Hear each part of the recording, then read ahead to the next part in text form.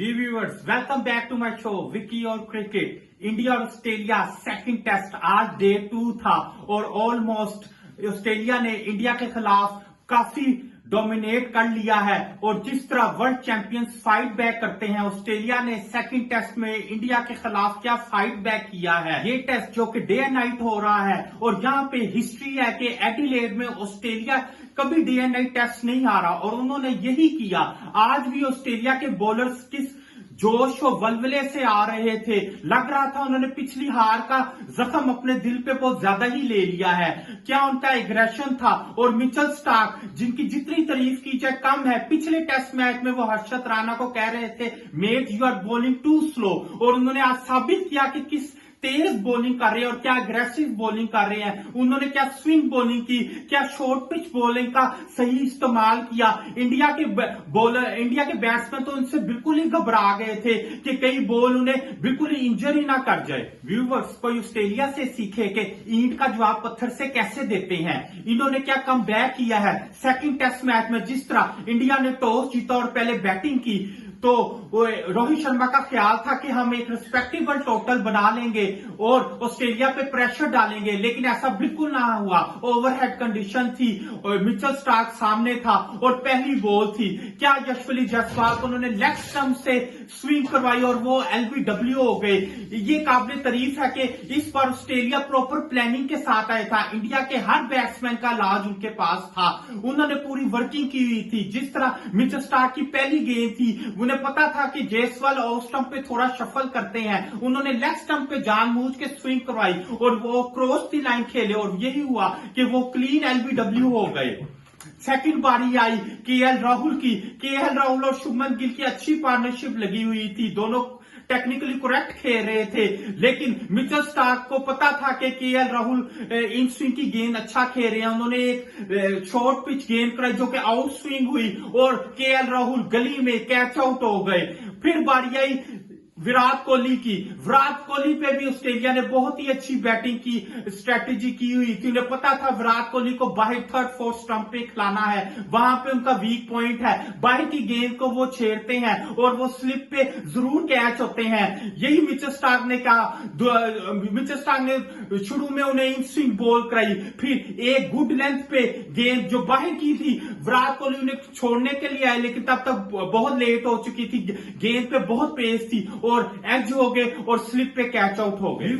Australia की bowling lineup में एक चेंज थी। हेजलवुड की जगह स्कॉट बोलैंड आए थे और क्या उनका रिप्लेसमेंट था। हेजलवुड की तरह वो एक गुड लेंथ पे बहुत ही एक्यूरेसी से गेंद करवाते हैं और वहां से गेंद कभी अंदर ले आते हैं कभी बाहर। स्कॉट बोलैंड ने क्या कमाल इस टेस्ट मैच में बॉलिंग की है। स्कॉट बोलैंड ने शुभमन की जो फर्स्ट इनिंग से बहुत अच्छा खेल रहे थे, उन्हें बाहर खिलाते रहे, फिर एक फुल लेंथ की गेंद कराई जो मिडल स्टंप पे थी, जिसे क्रॉस खेले शुभमन गिल और प्लम एलबीडब्ल्यू हो गए। फिर बारी आई ऋषभ पंत की। ऋषभ पंत भी बहुत अटैकिंग क्रिकेट खेल रहे थे, लेकिन पैट कमिंस ने इस बार एक एग्रेसिव गेम प्लान के साथ आए थे। उन्होंने एक गुड लेंथ पे गेंद करवाते और बीच में एक शॉर्ट लेंथ गेंद करवाते, वो भी बॉडी पे। क्या कमाल टारगेट कर रहे थे बैट्समैनों को। उन्होंने एक शॉर्ट पिच गेंद कराई जिसे ऋषभ पंत अवॉइड नहीं कर सके और ग्लव्स पे गेंद लगी और आराम से कैच आउट हो गए। फिर बारी आई रोहित शर्मा की। रोहित शर्मा जो कि एक इंजरी ले ऑफ के बाद आ रहे थे, क्योंकि पिछला टेस्ट में वो नहीं खेल रहे थे और पडिक्कल की जगह वो टीम में आए थे। और जिस तरह ही स्कॉट बोलैंड ने लाइन और लेंथ से बॉलिंग करवाई तो वहां से ही वो थोड़ा हेजिटेंट फील कर रहे थे और गुड लेंथ से एक गेंद अंदर आई और उसकी इस डिलीवरी का रोहित शर्मा के पास कोई जवाब नहीं था और वो भी चलते बने। अंपायर ने उन्हें एलबीडब्ल्यू करार दे दिया था। इस टेस्ट मैच में इंडिया ने वॉशिंगटन सुंदर की जगह अश्विन को खिलाया।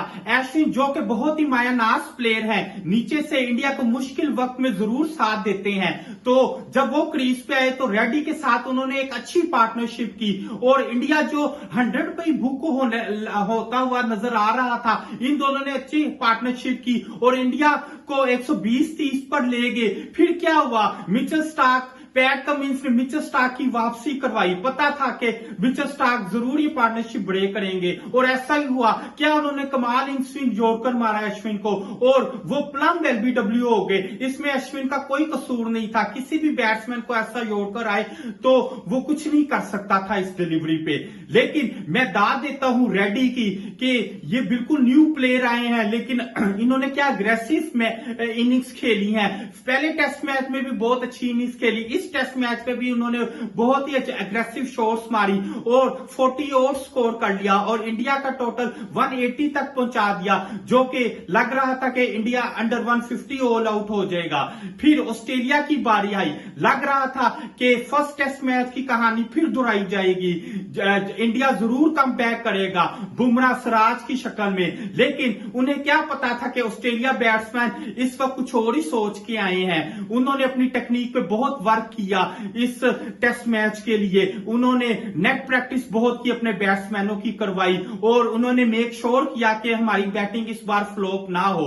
लेकिन जैसे इनिंग्स का आगाज हुआ, बुमराह ने फिर राउंड ऑफ विकेट आए उस्मान ख्वाजा को और वहां से गेंद बाहर की उन्हें। जिस तरह फर्स्ट टेस्ट मैच में भी उन्होंने एज करवाई थी, इसी तरह उस्मान ख्वाजा की फिर से एज लगी और स्लिप पे वो कैच आउट हो गए। इस मौके पे लग रहा था कि ऑस्ट्रेलिया भी लो टोटल ही करेगा, लेकिन न्यू प्लेयर, डेब्यू प्लेयर जो पिछले टेस्ट मैच में जिनका डेब्यू था मैक्स स्विनी, उनका भी एक एज लगी बुमराह की गेंद पे, लेकिन वो ऋषभ पंत से कैच ना हुआ और रोहित शर्मा से भी वो कैच ड्रॉप हुआ।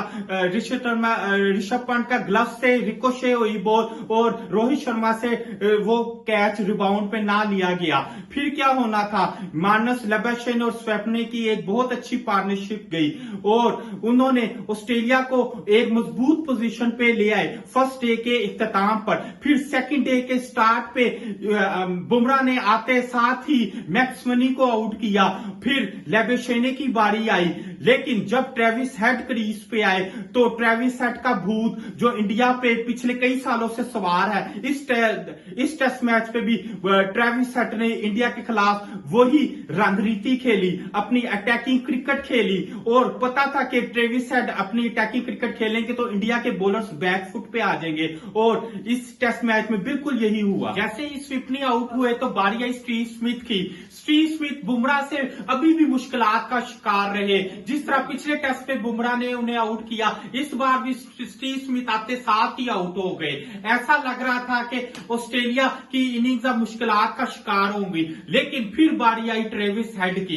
ट्रेविस हेड जिनकी हिस्ट्री है कि वो हमेशा इंडिया के खिलाफ अच्छा स्कोर करते हैं, चाहे वो टेस्ट चैंपियनशिप का फाइनल हो या फिर वर्ल्ड कप का फाइनल हो, उन्होंने हमेशा ही इंडिया को बहुत नुकसान पहुंचाया है और यही इसी बार भी हुआ।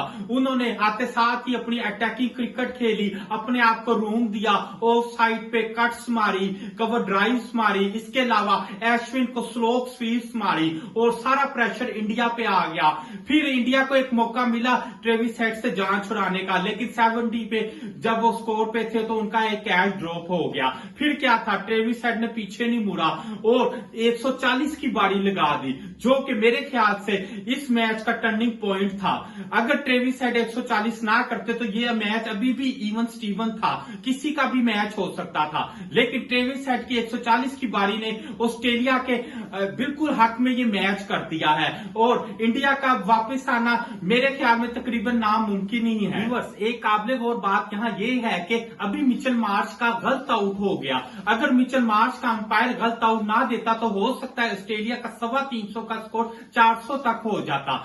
तो अंपायर से आखिर इंसान है, उनसे गलती होगी, लेकिन मुझे हैरत है कि मिचेल मार्श ने अपना ये डिसीजन रिव्यू क्यों नहीं किया और वो भी ये समझ बैठे कि मेरी एज लगी है, हालांकि बैट उनके पैड के क्लोज था और वो उसकी साउंड थी जो कि वो एज समझ बैठे। बहरहाल ऑस्ट्रेलिया ने 350 का स्कोर लगा दिया और इंडिया पे 150 की रन की लीड कर ली, जो कि एक इस पिच पे वो भी पिंक बॉल पे काफी एक वाजिया बढ़तरी हासिल थी और इंडिया पे बहुत ही प्रेशर था।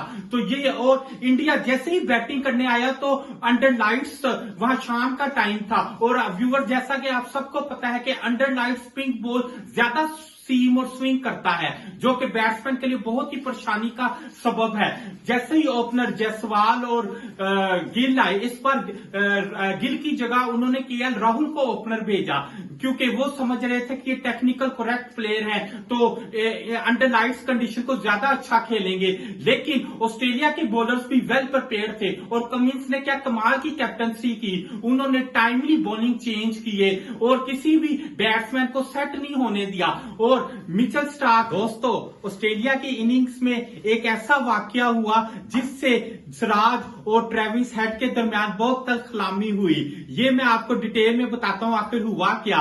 सिराज को जो कि एक पैशन के साथ बॉलिंग करवाते हैं, उनकी नेचर में ही कुछ एग्रेसिव पन है, लेकिन ट्रेविस हेड उनकी बहुत धुलाई कर रहे थे। फिर सिराज ने ऐसा कमबैक किया, ऐसा कमाल जोड़कर मारा जिससे बोल्ड हो गए और सिराज अपने सेलिब्रेशन पे काबू नहीं कर सके और उन्हें हाथ से इशारा करके कहते हैं जाओ पवेलियन की तरफ, जिस पे ट्रेविस हेड भी आग बबूला हो गए और उन्हें बहुत ही अब्यूजिव लैंग्वेज इस्तेमाल की। यहाँ पे मेरा यही ख्याल था कि सिराज को चाहिए था कि अपने एग्रेशन पे थोड़ा कंट्रोल करें क्योंकि ट्रेविस हेड ने 140 की इनिंग्स खेली है और जब बैट्समैन इतनी शानदार इनिंग्स खेलता है तो उसे इस तरह का सेंड ऑफ नहीं करते। बहरहाल सिराज ने भी जज्बात में आके कुछ ऐसा सेलिब्रेशन की, होपफुली वो अपने इस रवैये पर नजरसानी करेंगे और नेक्स्ट टाइम ऐसा नहीं करेंगे। चलिए अब बात करते हैं इंडिया की इनिंग्स, सेकंड इनिंग्स की। जब वो खेलने आए तो अंडर लाइट्स थी और शाम का टाइम था और बॉल और मिचेल स्टार्क और पैट कमिंस ने बॉलिंग का आगाज किया और क्या शानदार आगाज किया। उन्होंने बिल्कुल लाइन और लेंथ से बॉलिंग की। मिचेल स्टार्क की गेंद स्विंग भी हो रही थी और पैट कमिंस की गेंद सीम हो रही थी। वो पैट कमिंस की ये खासियत है कि वो बॉल को बिल्कुल अपने हाथ से मोड़ते हैं और बॉल कहीं भी सीम हो जाता है, कभी अंदर को जाता है कभी बाहर को। तो पैट कमिंस ने पहले तो केएल राहुल को फ्रंट फुट पे खिलाते गए, फिर एक ऐसी शॉर्ट बॉल करे जिनको ग्लव्स पे गेंद लगी और कीपर ने कैच कर लिया। तो ऑस्ट्रेलिया को आते साथ ही एक कामयाबी मिल गई। जायसवाल इस दौरे में बहुत अच्छा खेल रहे थे इस इनिंग्स में और उनका साथ देने आए शुभमन गिल, दोनों अच्छा खेल रहे थे और बहुत ही मोहतात अंदाज में खेल रहे थे, बाहर की गेंद लीव कर रहे थे। लेकिन पैट कमिंस ने जैसे ही स्कॉट बोलैंड को बॉलिंग लाइन में लाए तो उन्होंने क्या कमाल लाइन और लेंथ से अपनी स्पेल की पहली गेंद पे लेग स्टंप से गेंद करवाई जिससे जायसवाल को खेलना ही पड़ा और उनकी एज लगी और वो कोर्ट बिहाइंड हो गए। तो इंडिया ने तकरीबन 30 के स्कोर में ही 2 विकेटें गवा दी, उन पे बहुत ही प्रेशर पड़ गया। फिर आए किंग कोहली से बहुत ही उम्मीदें थे कि वो इंडिया की इस इनिंग्स को संभालेंगे और जैसा कि वो हमेशा इंडिया को मुश्किलात से बचाते हैं और इस बार भी बचाएंगे।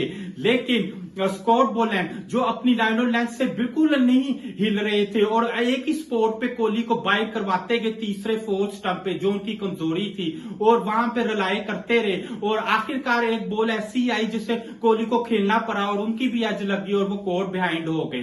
तो इंडिया के तीसरी विकेट भी यहां गिर गई।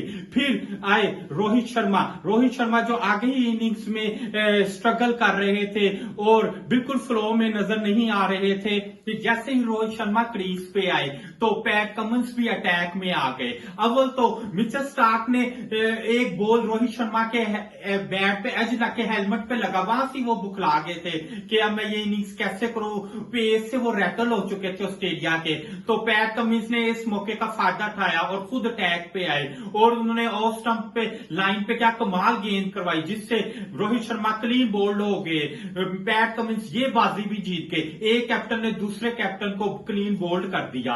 अब बारी आई रेडी जो इस सीरीज के इंडिया के लिए फाइंड है, उन्होंने बहुत अच्छा स्टार्ट किया और ऋषभ पंत ने क्या कमाल अटैकिंग क्रिकेट खेल रहे हैं सेकंड इनिंग्स में। वो समझ गए हैं कि पिंक बॉल और ऑस्ट्रेलिया के हाथ में जब ये पिंक बॉल आता है तो गेंद बहुत कुछ करती है, तो इन्हें फ्रंट फुट पे आके खेले। वो क्रीज से बाहर निकल रहे थे, कभी रिवर्स स्वीप फास्ट बॉलर्स को मार रहे थे, कभी एक उनकी कलाबाजी वाली लेग शॉट है वो टोटल 3 360 क्रिकेट खेल रहे हैं, ऑस्ट्रेलिया के बॉलर्स पे प्रेशर डालने की कोशिश कर रहे हैं। तो यूं ही सेकंड डे का इख्तिताम हुआ है, क्रीज पे मौजूद है रेड्डी और ऋषभ पंत, लेकिन अभी भी इंडिया को 29 रन चाहिए कि वो ऑस्ट्रेलिया के स्कोर्स के बराबर आए और फिर उसके बाद ही इंडिया इनिंग्स की शिकस्त से बचेगा।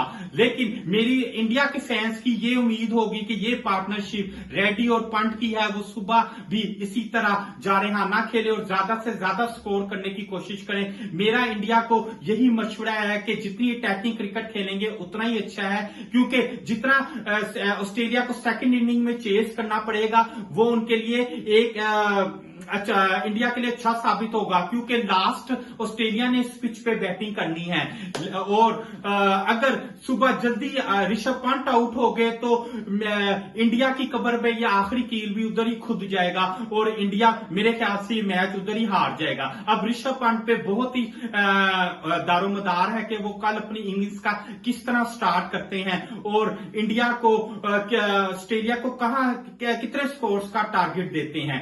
तो उम्मीद है व्यूअर्स आप मेरे अगले शो का इंतजार करेंगे। Kindly subscribe my channel and share it to other people as well. Thank